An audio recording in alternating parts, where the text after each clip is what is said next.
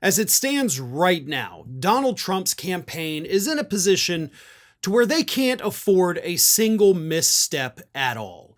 They're already down in every single poll. Those polls are trending worse for Trump. He's losing the swing states. Everything is going just absolutely horrific for him. So the last thing they need is, something crazy like, I don't know, getting into a physical fight at a cemetery. But that is exactly what happened this past Monday. Donald Trump showed up at Arlington National Cemetery for a photo op, which in and of itself is likely illegal. I'll get more to that in just a moment. But he showed up there to be with families who had lost their family members in the attack that took place in Afghanistan back in 2021. Trump, of course, has been trying to politicize that event, showing that this is President Biden's biggest failure. He withdrew from Afghanistan and people died, which completely ignores the fact that many service members and civilians, United States civilian contractors, died in Afghanistan while Trump was president, something he denies, but statistics prove people died while he was president in Afghanistan. Nevertheless, he showed up there, did a little photo op with the families where they're standing in front of their relative's grave, and Trump is giving 2 thumbs up and smiling the biggest smile we've ever seen him smile. But prior to that event, according to reports, a cemetery worker went up to the campaign because they showed up there with their photographer, the videographer, the whole campaign rigmarole. Staffer went up to him and was like, hey, it's actually illegal to do any kind of campaigning in a national military cemetery. You cannot do this. This is illegal. Doesn't matter if the families invited you or if they approved it. This is the law. You can't do it. And according to what the reports say at that point, 2 Trump staffers began both verbally and physically assaulting the cemetery worker. Now, the cemetery says that yes, an event took place and a report has been filed. The Trump campaign, on the other hand, said, nope, nothing happened. We don't know what y'all are talking about. And to make it worse, Trump spokesperson Stephen Chung came out and may have ended up defaming this cemetery worker with his statement. Here is the statement released by Trump spokesperson Stephen Chung. We are prepared to release footage if such defamatory claims are made, talking about an altercation taking place. The fact is that a private photographer was permitted on the premises, and for whatever reason, an unnamed individual, clearly suffering from a mental health episode, decided to physically block members of President Trump's team during a very solemn ceremony. Claiming this individual, who worked at the cemetery, was in fact having a mental health episode is a defamatory statement, Stephen. You cannot sit there and accuse a private citizen who was just doing their job of having a mental health episode. So if I were this worker, if this person's name does become public, I guess I should say, because that would have to be part of the criteria here.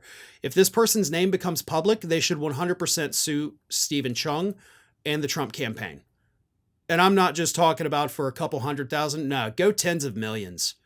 These people basically claimed, as Stephen Chung's statement said, that you have some kind of mental illness, that you were having a mental health episode. So if this is a defamatory statement, sue them for everything they've got. Because I am sick and tired of these idiots at the Trump campaign thinking they can say and do whatever they want to private citizens here in the United States. But again, after the altercation, which again, the cemetery confirmed that the altercation took place, and they said they filed a report. And Chung's out there like, we'll release the footage. And then the campaign announced, well, we're not going to release any footage. Of course you're not. Because we know that y'all are a bunch of liars. So that doesn't make us the least bit surprised at all. Now, Trump, to his credit, I guess, if you want to say that, did try to come out and smooth things over and make it seem like, no, we totally didn't break the law. We totally didn't get physical. and he released a statement from the families that said this: "We would like to express our heartfelt thoughts and appreciation to President Donald J. Trump for his presence at the recent Section 60 gathering, honoring our children and their fallen brothers and sisters. On the 3-year anniversary of the Abbey Gate bombing, the president and his team conducted themselves with nothing but the utmost respect and dignity for all of our service members, especially our beloved children. We had given our approval for President Trump's official videographer and photographer to attend the event, ensuring these sacred moments of remembrance were respectfully captured, and so we can cherish these memories forever. We are deeply grateful to the president for taking the time to honor our children and for standing alongside us in our grief, offering his unwavering support during such a difficult time. His compassion and respect meant more than words can express." Now listen, I have nothing but the utmost of respect and reverence for the service members killed and for their families. And if they want to support Donald Trump, that is absolutely their right to do it. They do not, however, have the right to allow this photo op to take place. Even if they give permission, that doesn't change the law. Okay? Because they're not in charge of the law. Not to mention the fact you're talking about his reverence. The man gave 2 thumbs up and a giant smile standing over the grave of your dead child. Now, I'm sorry, maybe this is out of line. Maybe I shouldn't say this, but I'm gonna say this. Even if it was somebody I supported, somebody I loved, if I bring them to the cemetery where my dead child is, and then they take a photograph with 2 thumbs up and a giant smile on what's supposed to be a solemn occasion, I'm never going to speak to that person again, because that's insane. Maybe you think differently. And again, absolutely, you're right to think differently. You support Trump, I get it, whatever. That's your prerogative. But don't sit there and lie to us when we can see the photograph of how he behaved at that event.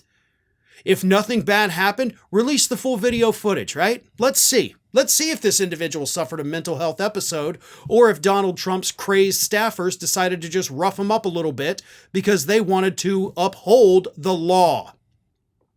This whole thing, this whole incident, absolutely beyond disgusting.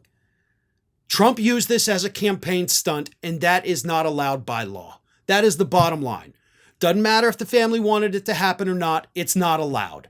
If Trump wanted to go there without cameras, which he could have, you say you wanted to commemorate the moment with the photograph. Well, guess what? You didn't have to have a professional videographer for that. You could have had somebody step out of the photo with a cell phone and say 1, 2, 3, click. That would have been allowed. But when it turned into a campaign event, that's when the issue started. When Donald Trump's people come out and possibly defame this cemetery worker, that's when more problems start. Again, Trump was not in a position to where he could afford any errors, and this one seems like a very, very serious issue for the Trump campaign. America's Lawyer has launched its own YouTube channel. Now, this channel, of course, is still in its early phases of development, but you can help grow it by subscribing. Just go to youtube.com/TheAmericasLawyer, and you'll get all of the great content from Mike Papantonio and myself that we produce every single week.